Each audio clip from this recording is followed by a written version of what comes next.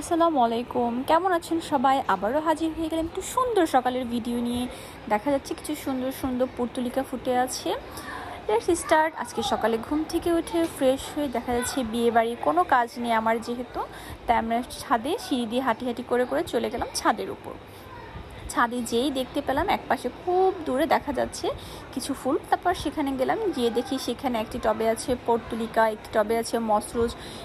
ফুলগুলো দেখতে খুবই সুন্দর লাগছিল, একসাথে এতগুলো ফুল বৃষ্টির পরপর ফুলগুলো হয়েছে, দেখতে খুবই ভালো লাগছিল ফুলগুলো। তখন আমরা কিছুক্ষণ হাত দিয়ে টাচ করলাম। তারপর পাশে দেখি আরও টবগুলোতে আরও কিছু ফুল আছে। এই ফুলগুলো দেখে আমাদের সকালটা খুবই ভালো লাগছিল, একদম সুন্দর একটা ওয়েদার ছিল।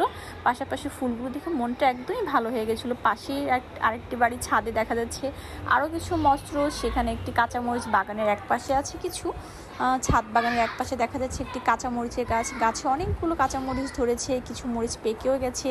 এখানে আছে একটি শসা।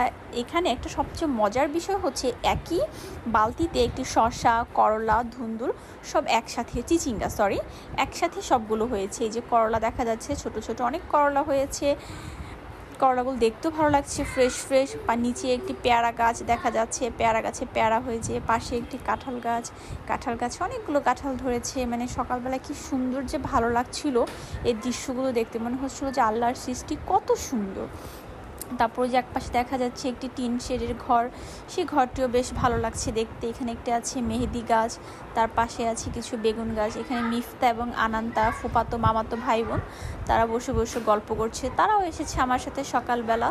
তারা হচ্ছে কয়েক মাসের ছোট বড়। এই যে একটি বিশাল বড় একটি ডাব গাছ আছে দেখা যাচ্ছে ছাদের ওই পাশটাতে, তার নিচেই হচ্ছে প্যান্ডেল বাঁধা। আর এই যে হচ্ছে আমাদের সেই পুরো ছাদ বাগানটি, যেখান থেকে কিছুক্ষণ আগে আমি সেই সবজি দেখিয়েছিলাম।